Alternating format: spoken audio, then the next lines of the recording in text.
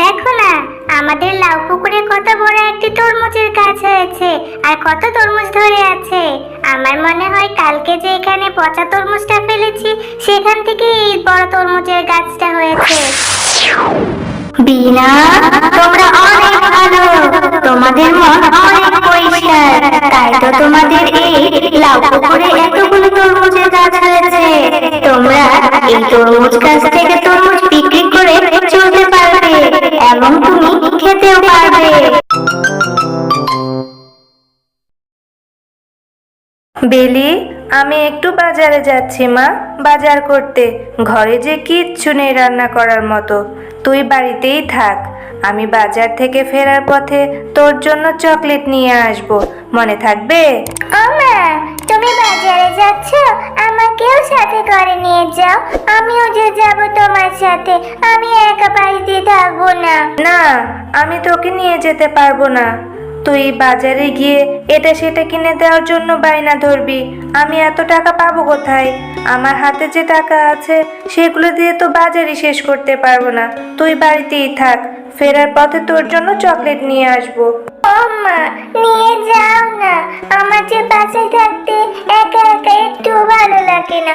আমি কিচ্ছু কিনতে চাইবো না, বিশ্বাস করো। শুধু একটা চকলেটই কিনে দিও, তবুও আমাকে সাথে করে নিয়ে যাও। মারে, তুই তো বুঝতেই পারছিস মাসের শেষ, হাতে নেই একদমই টাকা। তোকে নিয়ে যাব ঠিকই, কিন্তু তুই একটু কিন্তু বায়না ধরবি না, শুধু একটা আমি চকলেট কিনে দিব। এরপর বিনা ও তার মা বাজারের উদ্দেশ্যে রওনা দিয়ে দেয়। বাজারে গিয়ে বিনার মা যখন সবজি আলির সাথে কথা বলছিল, তখন বিনা ড্যাব ড্যাব করে তরমুজের দোকানে তাকিয়েছিল। মা, দেখেছো বাঘ মামা কি সুন্দর লাল লাল রসালো রসালো তরমুজ বিক্রি করছে, তাই না বলো? হ্যাঁ রে মা, তাই তো দেখা যাচ্ছে। তরমুজগুলো খুব লাল, আবার মনে হচ্ছে অনেক রসালো। কেন রে, কি হয়েছে তাতে? ও মা, আমাকে একটা তরমুজ কিনে দিবা? আমার যে দেখে খুব খেতে ইচ্ছে হচ্ছে।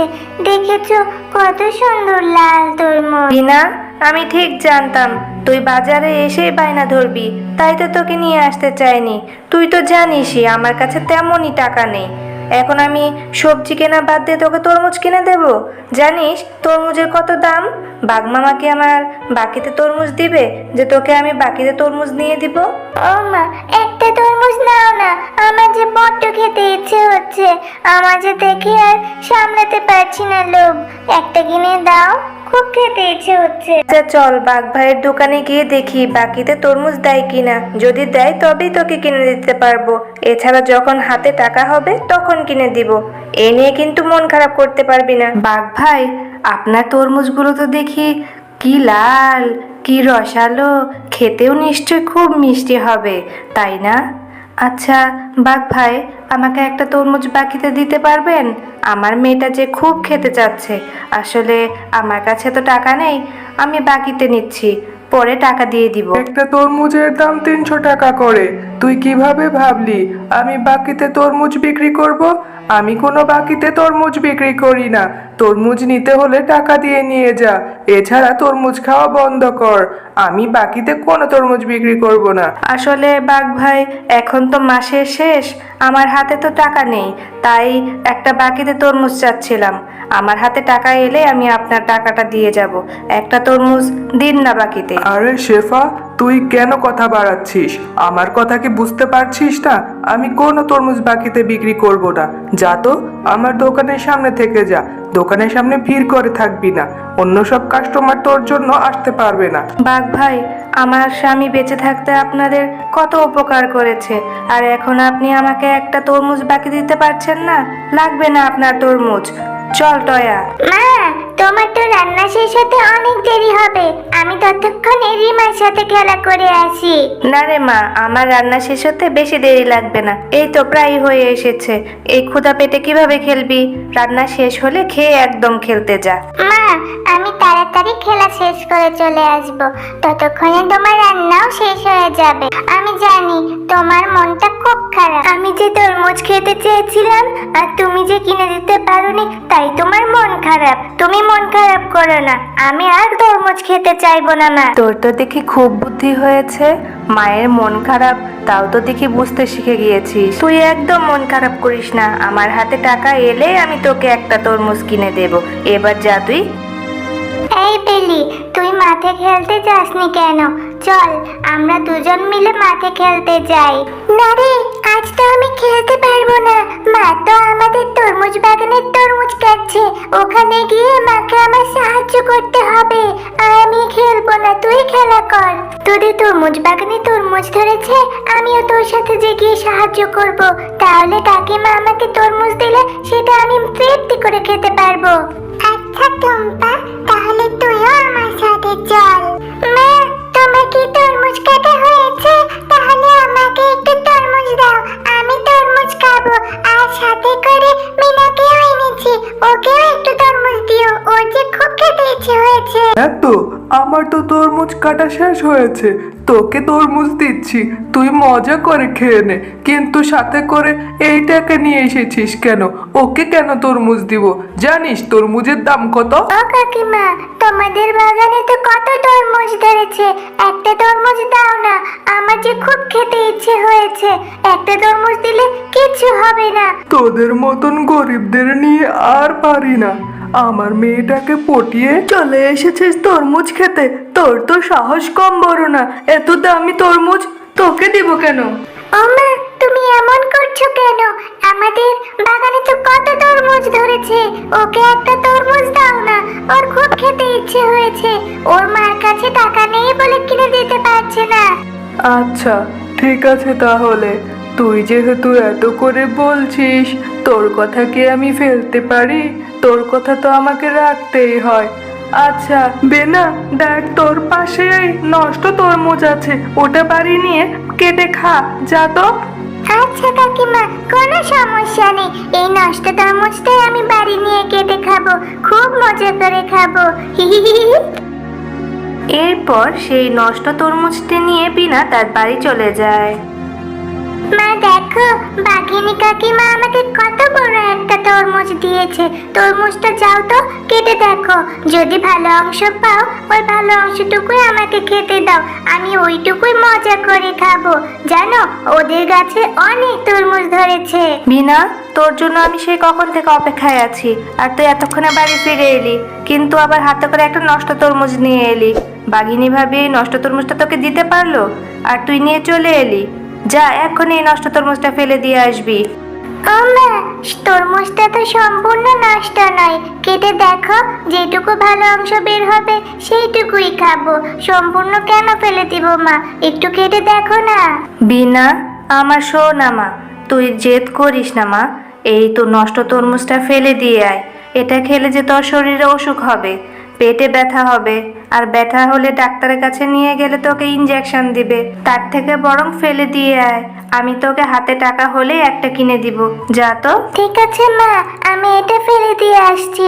এটা খেয়ে আমি অসুস্থ হতে চাই না। আমি যে ইনজেকশন দেখে খুব ভয় পাই, আমি ইনজেকশন দিতে চাই না। এখনই আমি ফেলে দিচ্ছি মা। এরপর বিনা তার মায়ের কথা অনুযায়ী সেই নষ্ট তরমুজটি তাদের বাড়ির পাশের পুকুরে ফেলে দিয়ে আসে।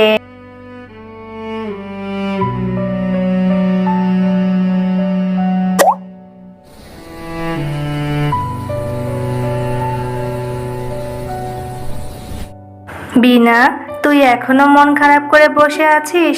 আর মন খারাপ করে থাকিস না, ঘুমিয়ে পড় মা, অনেক রাত হলো। আর আমার হাতে টাকা এলে আমি তোকে একটা মস্ত বড় তরমুজ এনে দেব। এবার শুয়ে পড় মা।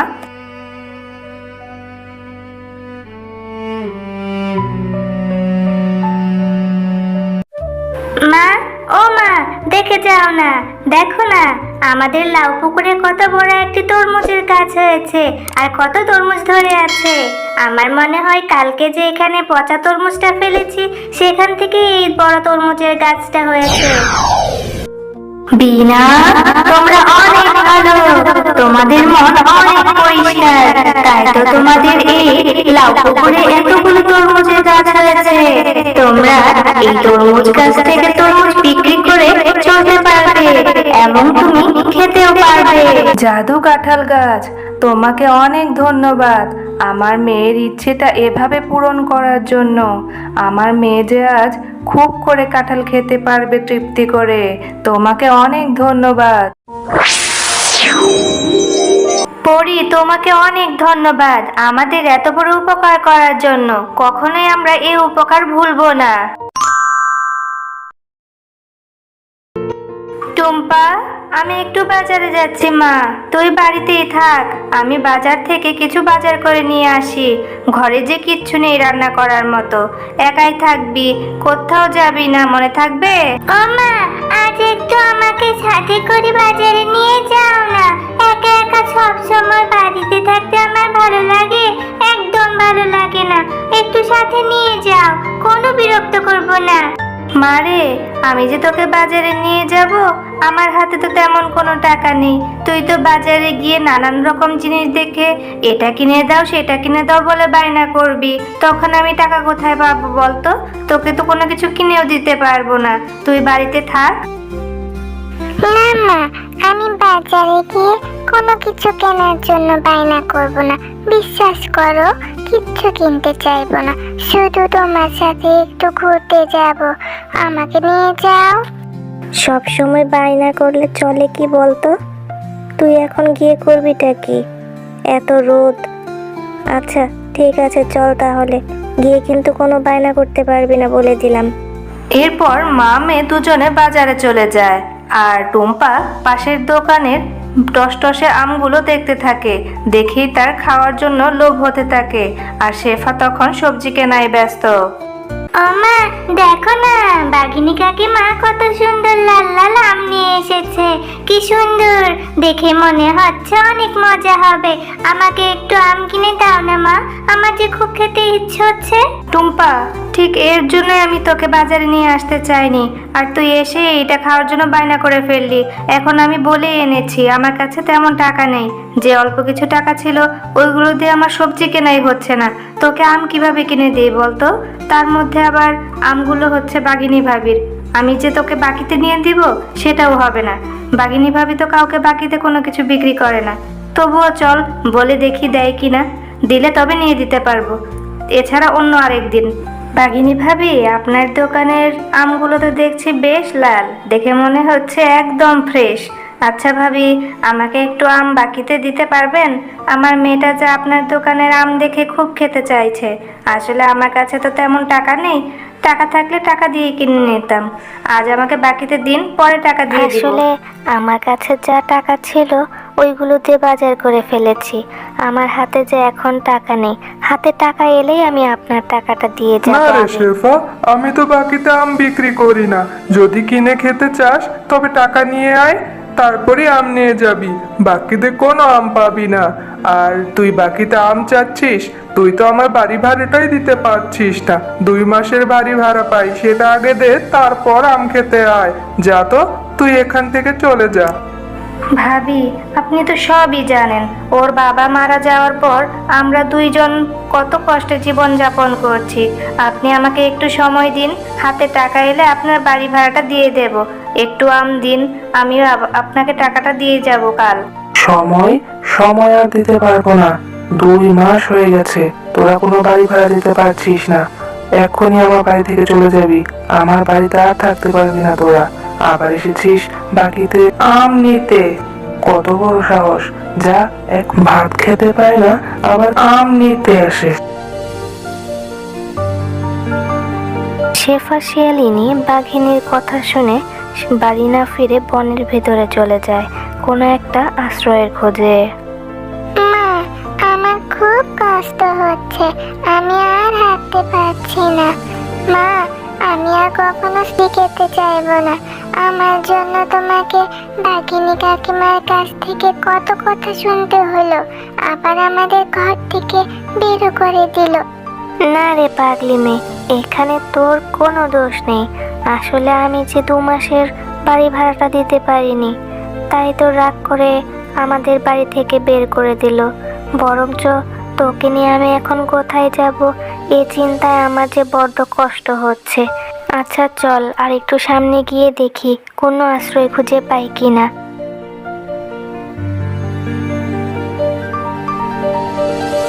মা, ও মা, আর কত হাঁটতে হবে? আমি যে আর পারছি না। এবার যে আমার বড্ড ক্ষুধাও পেয়েছে, আমার যে খুব কষ্ট হচ্ছে। আর কোথায় যাব বলো? আমি যে আর একটু হাঁটতে পারছি না মা। মারে, আর একটু ধৈর্য ধর। দেখলি তো আশেপাশে কোনো বাড়ি ঘর পেলাম না। দেখি কি করা যায়। আমার যে তোর জন্য খুব কষ্ট হচ্ছে। সৃষ্টিকর্তার উপর ভরসা রাখ, সব ঠিক হয়ে যাবে রে মা। ও মা, দেখো ওই গাছটায় কত বড় একটা লাল ফল ধরে আছে। দেখে তো মনে হচ্ছে খেতেও বেশ মজা হবে। চলো ওই ফলটা ছিঁড়ে খেয়ে দেখি আমরা, খেতে কেমন লাগে। আমার যে বড্ড ক্ষুধা লেগেছে, আর তর সইছে না। যাও মা, তাড়াতাড়ি ছিঁড়ে নিয়ে এসো, আমি আর পারছি না। আরে আরে, কি অবাক করা কাণ্ড! মরা গাছে দেখি কতগুলো আম ধরে আছে। এ তো পুরাই অবাক হওয়ার ব্যাপার। সৃষ্টিকর্তার কি মহিমা! মরা গাছে কোনোদিন ফল ধরে নাকি? দেখেছিস রে মা, সৃষ্টিকর্তা আমাদের উপর মুখ তুলে চেয়েছে। দাঁড়া, তুই এক্ষুনি নিয়ে আসছি। এরপর শিয়ালিনী আমগুলো ছুঁতে একটি মিষ্টি পরি বেরিয়ে আসে।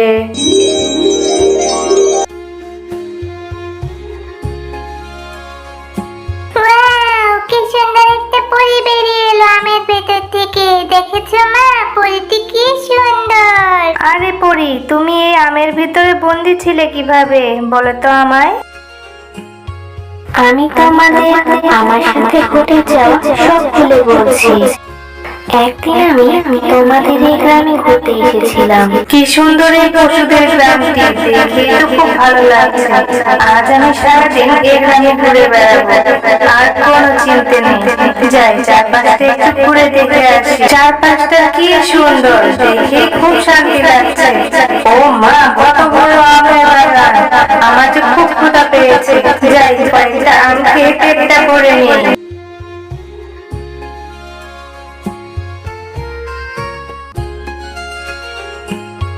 কার এত বড় সাহস আমার মাথায় ঢিল দিয়ে আমার ধ্যানটা নষ্ট করে দিয়েছে?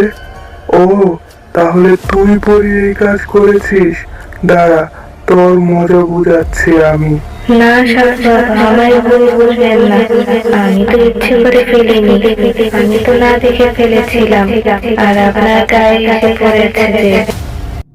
আর সে তান্ত্রিক সাধু বাবা আমার কথা মোটেও বিশ্বাস করেনি, আর তাই সে এই মরা গাছে আমাকে আমের ভেতরে জাদু করে রেখে দিয়েছে, আর বলেছে কেউ যদি এই আমকে ধরতে পারে তবে আমি আবার আমার আগের রূপ ফিরে পাবো। পরি, তুমি এক্ষুনি তোমার পরি রাজ্যে ফিরে যাও। যদি তান্ত্রিক খুঁজে পায় যে তুমি মুক্ত হয়েছ, তোমাকে আবার যে শাস্তি দেবে। শেফা, তোমরা আমাকে উদ্ধার করেছো।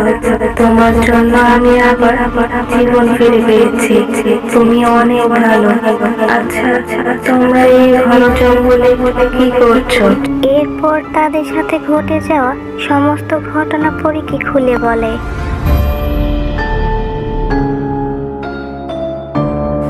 আহারে, তোমাদের কথা শুনে আমার খুব কষ্ট হচ্ছে। তোমরা আমার জীবন বাঁচিয়েছ, তাই তোমাদেরও আমি একটু সাহায্য করতে চাই। একটি সোনার স্ট্রবেরি বাড়ি উপহার দিতে চাই, যেখানে তুমি সবকিছু পাবে, কোনো কিছুর অভাব হবে না।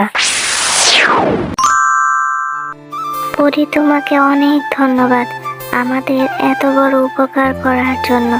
তোমার এই ঋণ কখনো ভুলবো না আমরা। এই বাড়িতে কোনো কিছুর অভাব হবে না। তোমরা ভালো থেকো। এবার আমি আসি। দেখেছো মা, আমাদের আর কোনো কষ্ট রইলো না। এবার